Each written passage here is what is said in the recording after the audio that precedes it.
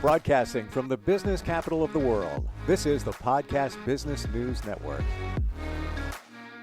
So, question, everyone. Have you ever had this thought that you're somewhere or you're doing something and you say to yourself, I've been here before. This feels so familiar. You see somebody, I know you. You can't place it. You don't know their name. You can't place the face, but you have a feeling that you know them. Maybe you lived another life and maybe you came back into this life, reincarnation. We're going to talk about that today. Lots of interesting things we've talked about in the past and getting together with this woman who is a spiritual healer, medium. She makes connections. She gives us clarity. She is psychic medium Judy, and she's back with us. How you doing today? Great. How are you? Very well. Very well. And I've pondered the reincarnation subject before, and before I even go to any thoughts there, I'm gonna believe that you believe in it. Am I right in saying that? I sort of do. Yes. I mean, I'm not 100%, but I think yes. Would you I have say lots of evidence that it's yes? real. Yes. We're the same right there.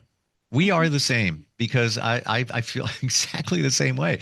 And there's been different pieces of evidence along the way, things others have said that I trust, that have got me even closer to believing that there is, maybe there is. But am I 100%?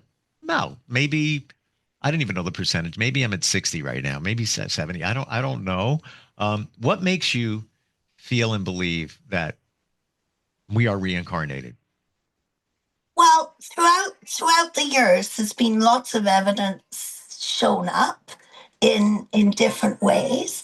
But the one in particular that actually brings it to my mind at the moment is when my sister was killed in 1971. Right before it, she gave me a wart. She had a wart on her hand and she was picking it. And I said, don't do that. They're contagious. And I had a mosquito bite on my leg and she scratched it and she said, there you go. Now you've got a wart. So as it happens, she died 3 days later. She turned a tractor over, broke her neck. And all through my life, I've always said there's something about this wart. I've even gone to the doctors and asked them to remove it, and they refused. And whenever things in my life were going wonky, this wart would grow. If everything was going really smooth, the wart would be really smooth, right? So that's been a common thing.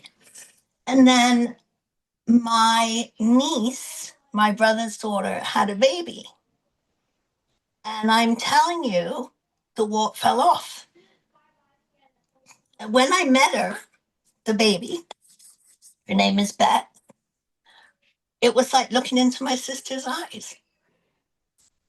And even holding her and the way she went after me, she never met me. She was 6 months old, but she came straight to me. And it just, I'm wondering if my sister hasn't reappeared. And I mean, that has been 50 years now, right? 54 years? Wow. Yeah. Oh God, I'm old. So anyway, it's been a long time. So it kind of made me feel it, but I've seen it before.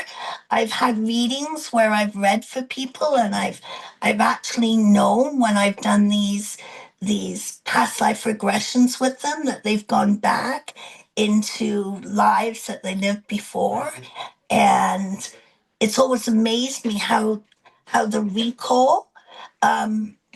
I also have a connection to that, and I think a lot of what's happening right now in our lives is related to the First World War and the Second World War. I think the obesity problems, the starvation problems is all related to that time. I think I believe 85% in reincarnation, but I don't think we all reincarnate, and I don't think we all reincarnate at a given time. So So I Your belief is we're we're on the same, literally on the same page as you describe these things. And with your Okay. sister, my most recent example of that, and I believing that pets can do the same. I 100% agree. It was 2.5 years ago. I adopted this cat, Orange Tabby. Mhm. He is the sweetest, wonderful, loving. I can't even describe what it's like. Like he just like a Mhm. baby. I walk in, he jumps up on the counter. He wants a kiss. He wants to. Mhm. He's like, come here, give me. He puts his paws up. Come on, come on, come on, come on. Mhm. I believe that he was sent, or there's a reincarnation of a cat that I had to put down in 2019. And that Possibly.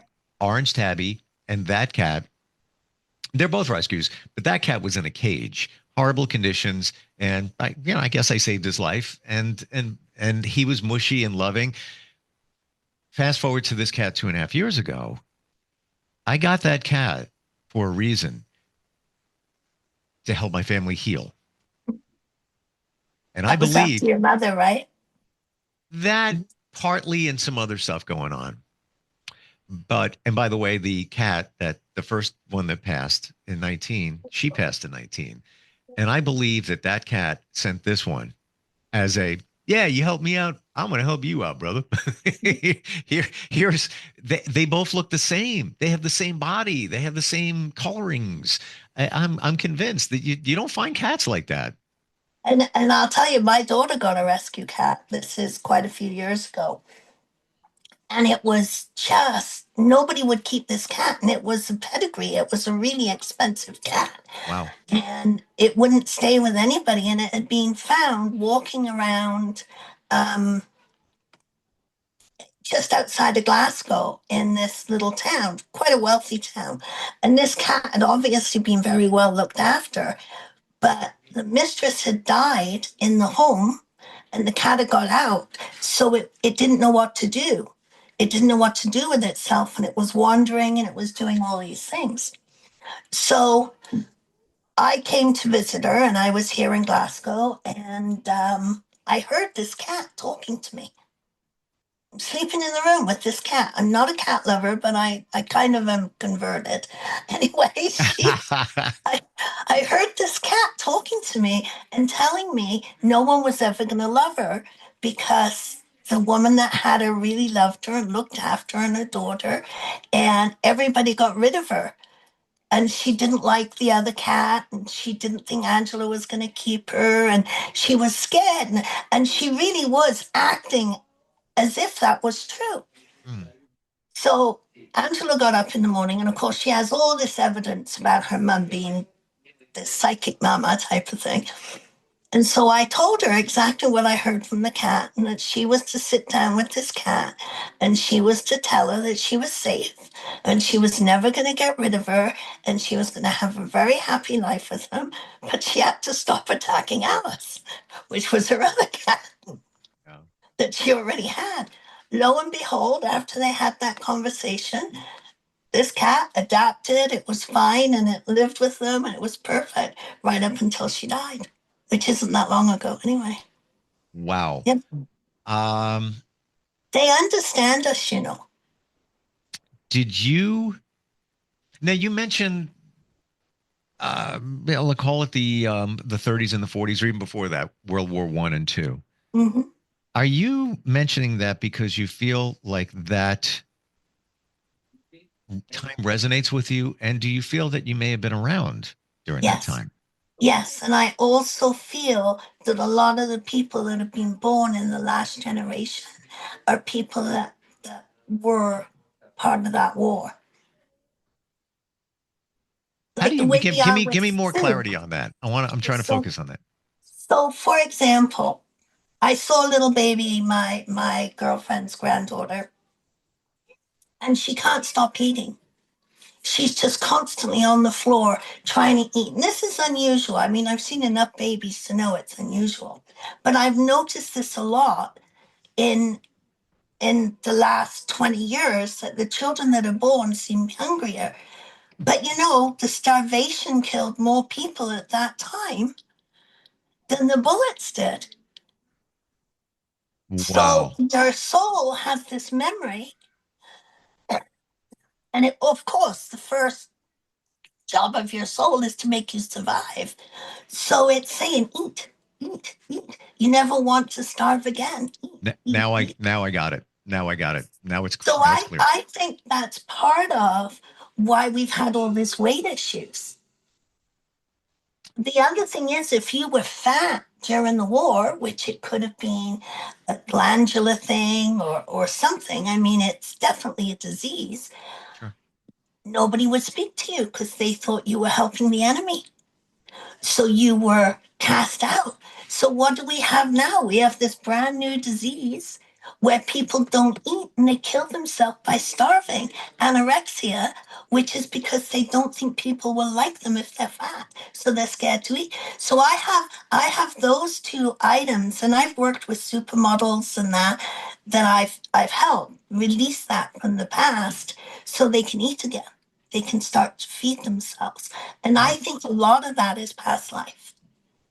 So So I just think that our souls have these memories from past lives that affect who we are today.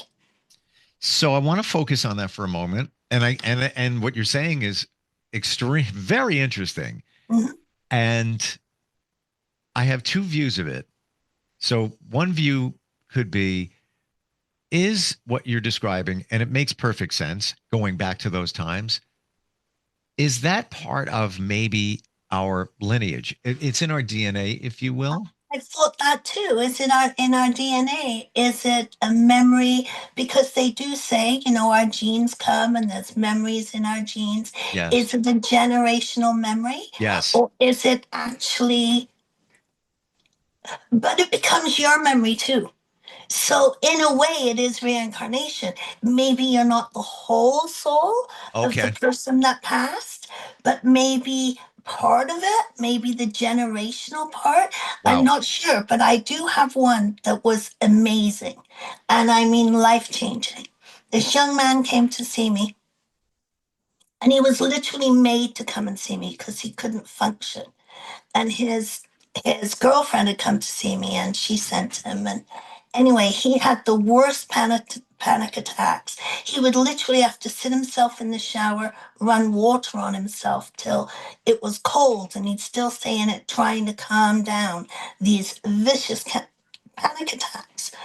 So I took him back into his past life regression, and Mm. he was one of the people, according to what came out of the conversation, that helped get the Jews out of Germany. And he was of German descent.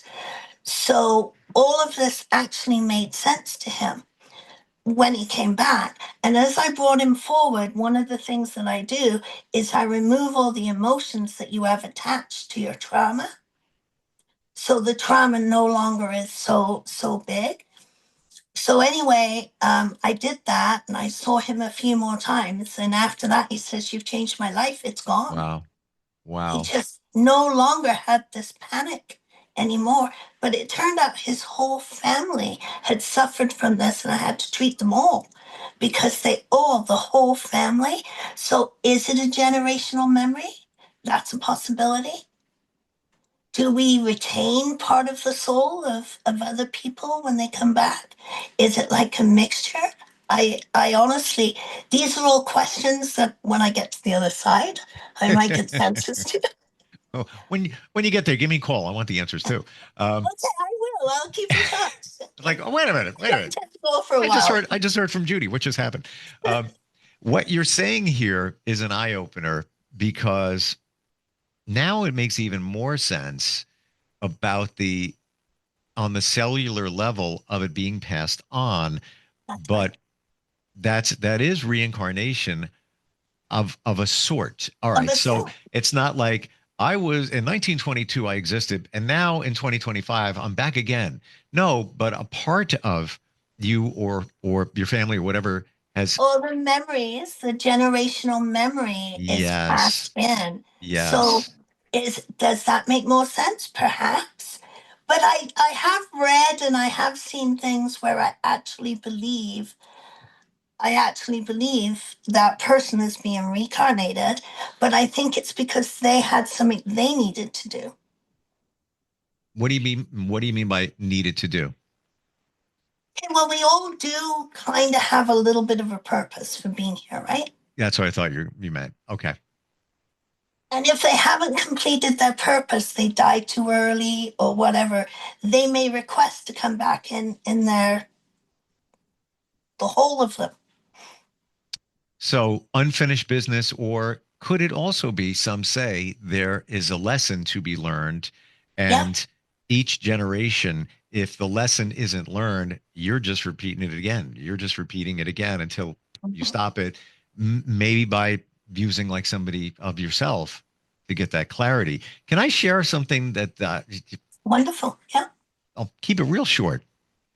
I have an affinity for the 1800s, mid Okay. 1800s, when there was photography. So you could really see what was going on. It wasn't a painting, it was a real deal. And I just love that time. Like I could look at pictures forever. I could look at, just with the clothing. How did they even do that? They didn't have any, machines per se, everything. Wow. How did they do that? So I met a genealogist and she said, let me take a look at that, your life, whatever.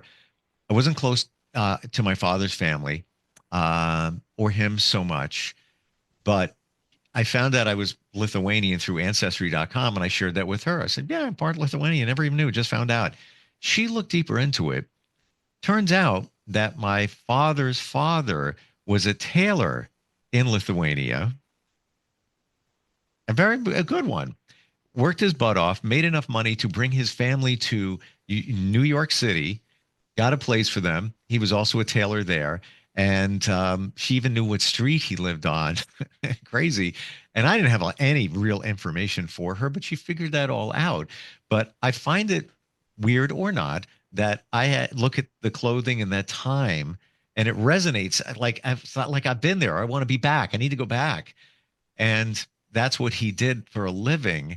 I don't know if there's a connection, but I just find it very interesting. You know, It's very interesting, and it is totally. Is it generational or is it memories? I I mean, don't know. I don't know. My great grandmother was known as the Witch of Southwick. And in Wow. those days, I mean, we're looking the end of the 1800s, of course. She was very well known and she, used to do potions and, because even then there wasn't a lot of antibiotics. She made medicines and she was a holistic person and all of this. And I didn't find this out until I was an adult because my mother kept quiet about it because there'd been a family fight. And anyway, it was a family thing. We weren't allowed to meet that side of the family. So I was in Southwick, which is in Sunderland in Britain, and I knew that that was the street she'd walked on. I could feel it. I knew exactly where I was. I knew it was just like I was walking with her eyes. It's a very strange sensation. Now, when I did check back with the other side of the family that I made contact with in Canada, I found out that yes, that is where she had lived. Wow. And how would you even know that? How would you even have that feeling? That, It was a deja vu. It was a total deja vu. I was not lost. I was in this area. I knew the market was here. I knew to go there. I knew everything in this little area, and I had never been there before. so I'm going to boldly say today that based on what you said and you reaffirmed part of what I was thinking, but I've never verbalized it as you did, that there is reincarnation. Now, what level we need to look at, whether That's it's a generational thing, whether, and I'm not talking about your genes got passed on and if you have a certain health condition, your parents did and then you have it, that's different. And even you talk to a lot of people in that regard, and many of them say that that genetics don't really, it isn't as big as we think it is. It's a lot smaller, but there I disagree. Do tell. I think our genes it is a memory code. I think it's coded. I think our genealogy is like the computer, the software that we're loaded with. So genetics, genealogy, Genetics. genetics, we're all talking about the same thing here. Yeah. Okay. Okay. So let's say somebody's, I just talked to somebody over the weekend and she had breast cancer. I believe she said her mom did, grandmother did. Um, how would that look for you? Some might say, well, it's in their genes, it's genetics. But Why? we do know that is genetics, but we Yes, yes. also can look at the spiritual side of it. So we do know, for example, that pedophilia runs in families. We know that. We know if you've been abused by an adult when you were a child, there's a chance when you grow up you'll abuse. Right? We know that. We actually have generational facts that this is so. Okay, so let's go right there. And it could be anything. You use that example, it could be Well, anything. Are you doing, is that happening to somebody because that's what they know from their, call it childhood, or it's just in their, I guess, best description, DNA, whatever it might be? well, I think it's part of what I've said to you before. It's about we have the need to love our parents. And the only way we really get to love our parents is to understand why they did what they did, or to love our family. So we have to understand why they did what they did. Truth. So I think that's part of it. I'm not quite sure how much of a part of it, but it's definitely a part of it. And then it's willpower. I'm not going to do that. And I'm going to be the change. So that's not passed forward in my genes. I'm just not. But then what you're not going to do is you're not going to allow it. You're the end. You're the stoppage. But Because we can't stop it. can you end that, whatever that is, by the way, whatever it is, can you end that on your own, or does it take some spiritual intervention? Let's say from I a think healer like yourself. I think it takes intervention and Mm. it takes God. It takes that universal source that we all go to, where we get the power to change things. Right? Inside of us is this little bit of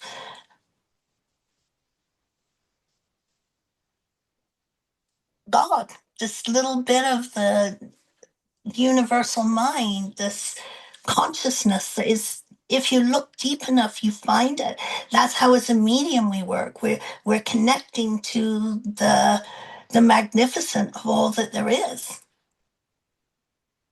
That's how we're getting there. We're connecting to that little bit inside ourselves, and we're allowing ourselves to flow.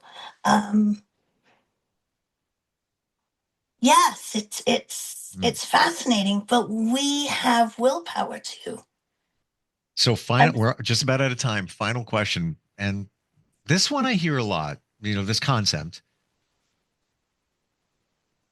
What happens in our lives a lot of times is a lesson that needs to be learned generationally. And if you don't learn the lesson, you're doing it again. Or I believe so. That's what I do believe. Yeah. the next person in your lineage, they're going to be dealing with it and on and on and on.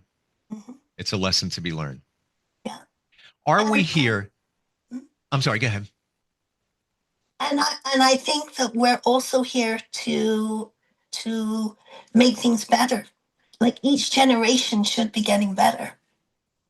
We don't see it at the moment, but I'm hopeful.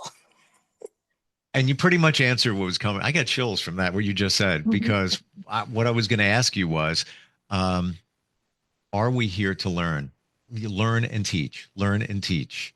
And pretty much you answered that. I would think that that's reasonable because that's what helps us become better.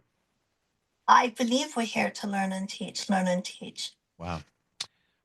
Your website, super easy to find. Let me make sure I have it. dylstudio.ca.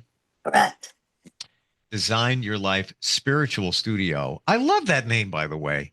Thank you. I just want to hug you for coming up with that, Thank because you. spiritual studio is just like so cool, Yeah. and actually makes it cool is what I'm saying, because Mhm. sometimes it could be a little woo woo, but, and that, those two words in itself say it all for me. But design your life. We're a project. We're a work in progress. Like, picture an art studio. I want to design something. You're Yeah. doing the same thing to your spiritual life.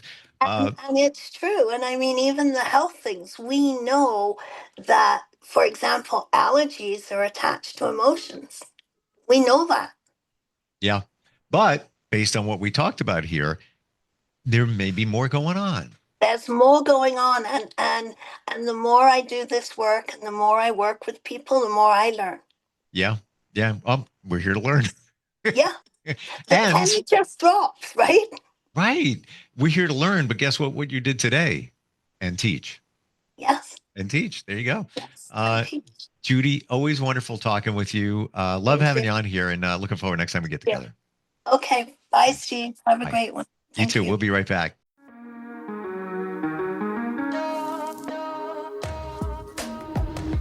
Broadcasting from the business capital of the world, this is the Podcast Business News Network.